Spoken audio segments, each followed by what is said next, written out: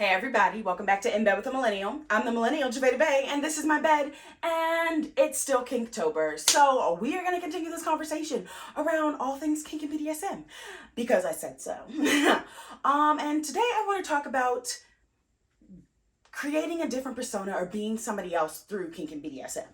And this is for a lot of different reasons. One being, engaging in kink and BDSM is not something that everyone can be out in the sense that everyone knows that they're kinky, that they go to kink and BDSM spaces and engage in different activities.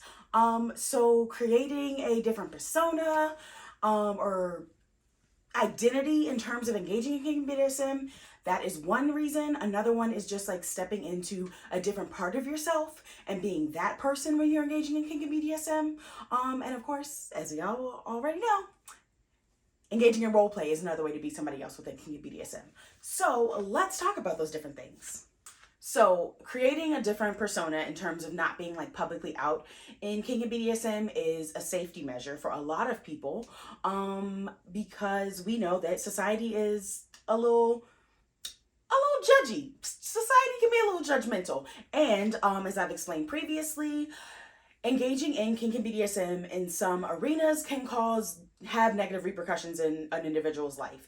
I gave an example on my old TikTok about a court case where someone engaging in kink and BDSM was charged because of as a criminal act, but they were engaging in a consensual act with another consenting adult.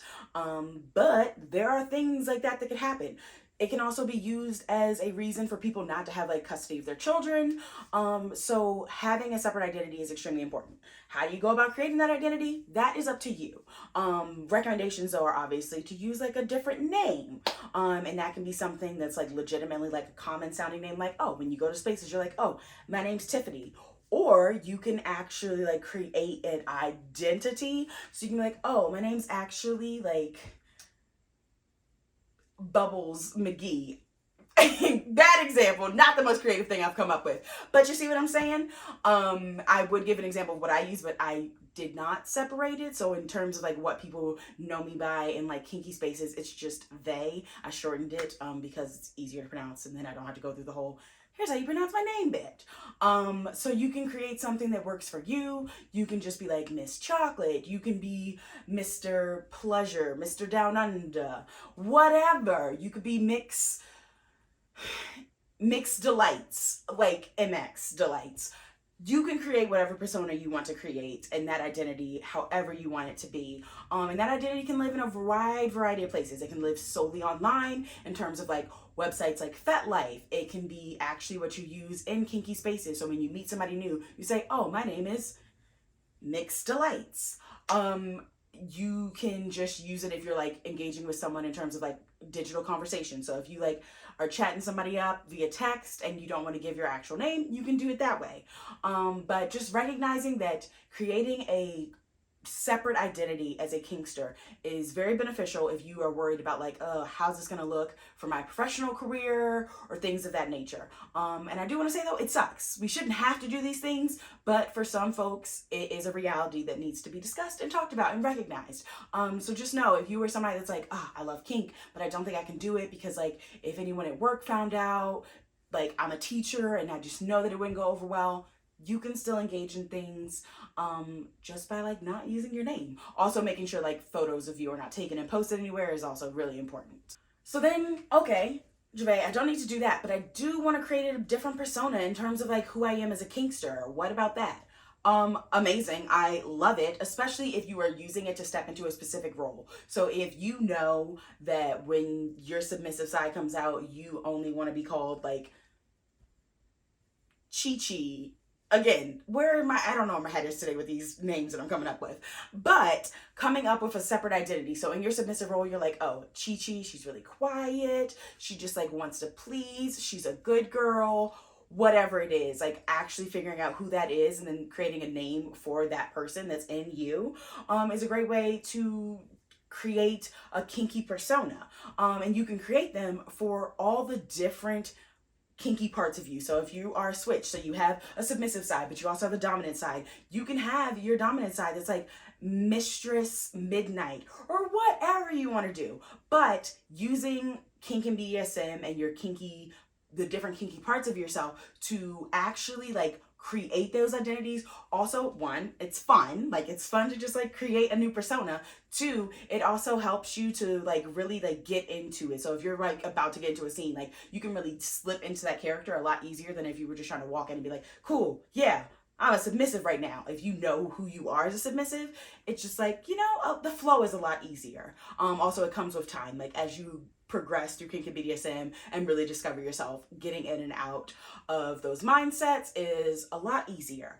But yeah, it's fun. It's also really fun. Like, it's so much fun. So another reason you can do it, and by do it I mean like creating a persona through kink and BDSM.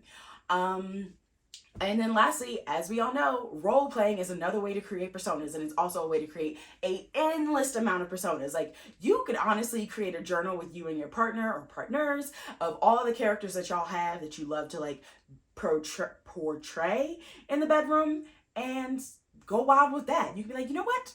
Actually, today, Penelope Scrum is coming, and she is an investigator, and she is going to get to the bottom of how many orgasms you can have tonight. Like, whatever it is, like, you can use role playing to create all the different things that you're like, I wish I could be this in life, but like, I'm not going to be that. Like, I'm a doctor. I support medical like stuff. I'm not going to like switch careers and become like Carmen Sandiego and travel the world. But you can become Carmen Sandiego in the bedroom and travel the world through your bedroom and with your partner or partners. So yeah, all this is just to say, like, you can use kink and BDSM to really explore parts of you that you may not be able to explore in other areas of your life, because society we lived in is very constricting. It's like, no, you got to do things this way, be this way. And one, I encourage you to like also just like push back on that. Step outside of that. You ain't got to do what society says because society says it, because it's flawed. But you also can just like use kink and BDSM as that avenue. If you're like, Javay, I'm going to stay within the parameters of society in my outside life. Okay, do you. And then in your kinky bedroom life, do whoever you want to do or be.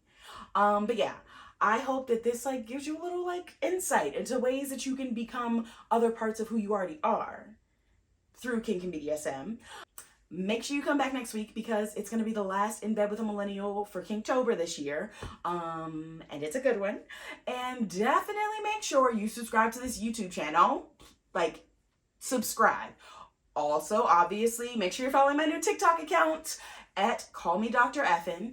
And be sure to follow me on Instagram and Twitter and all the things. And of course, most importantly, subscribe to my email newsletter, because if, you know, I get booted off any other social media platforms, that's where you're going to find me. But until next time, I'm going to see you later. Deuces.